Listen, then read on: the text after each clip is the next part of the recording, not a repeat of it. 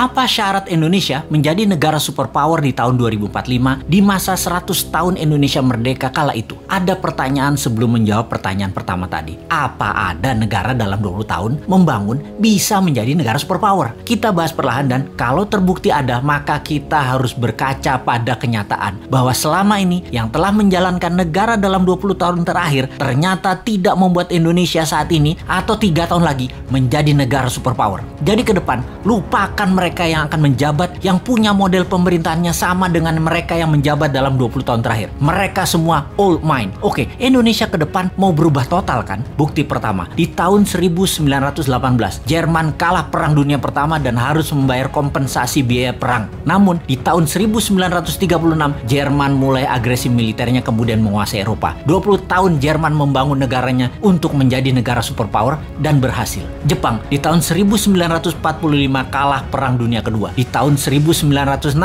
Olimpiade modern pertama di dunia diadakan di Tokyo. Dunia terkejut dengan kemajuan teknologi dan ekonomi Jepang hanya dalam 20 tahun. Itu bukti kedua. Tiananmen 1989, Tiongkok tumpah darah. Investor barat hengkang dari Tiongkok. Tiongkok di bawah Deng Xiaoping melawan dunia, termasuk mengatakan Gorbachev goblok, dan sejak saat itu mereka menjalankan sistem moneter sendiri hingga di tahun 2008 Olimpiade Beijing. Dunia tersentak. Tiongkok menjadi negara sangat kaya hanya dalam 20 tahun. Ketiga itu terjadi dalam kurun waktu 20 tahunan membangun negaranya. Atau kalau kita mau tambah lagi, termasuk bagaimana membangun Dubai, city country tersebut menjadi negara makmur hanya dalam 20 tahun. Kembali ke Indonesia. Bagaimana kita melihat Indonesia dalam 20 tahun terakhir? Siapa saja pemimpinnya? Apakah mau lagi dengan mereka-mereka dan orang-orang yang sepemahaman dengan mereka? Kita detailkan. Selama 20 tahun terakhir, siapa yang menjabat? Mereka adalah 3 tahun Ibu Mega, 10 tahun Pak SBY, dan 7 tahun ini Pak Jokowi. Apakah dalam 20 tahun ini Indonesia seperti Jerman setelah Perang Dunia Pertama menjadi negara superpower? Apakah Indonesia menjadi negara maju modern seperti Jepang setelah Perang Dunia Kedua? Dan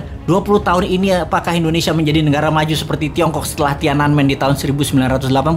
Maka jawabannya adalah belum atau tidak tercapai sama sekali. Jauh dari cita-cita negara modern ala Jepang, negara kaya ala Tiongkok, negara superpower ala Jerman. Apa masalahnya? Karena memang tidak punya konsep bernegara yang mumpuni, yang terorganisir dalam jangka panjang dan kuat strategi bernegaranya baik di dalam dan di luar negeri. Kita tanya lagi, calon kandidat 2024 nanti, siapa yang punya konsep bernegara yang akan membuat Indonesia berdiri di atas kaki sendiri? Atau kita lihat lebih dalam, jangan-jangan kandidat yang ada hanya memirror 3 kandidat terakhir bernegaranya. Apakah sahabat mau ke depan dijalankan pakai cara deket-deket dengan model bernegara 3 presiden terakhir? Rasanya dapat dipastikan Indonesia akan stagnan, jalan di tempat. Kita bukan menyalahkan 3 presiden terakhir tersebut, namun mereka sudah menjalankan negara menjadi seperti saat ini dan tetap utuh. Itu hebat. Namun ke depan kita ingin lebih berdaulat lagi, bukan? Beranikah bangsa Indonesia melakukan sesuatu yang baru, yaitu pilih yang bukan mirip-mirip rejim 3 presiden terakhir? Adakah kandidatnya?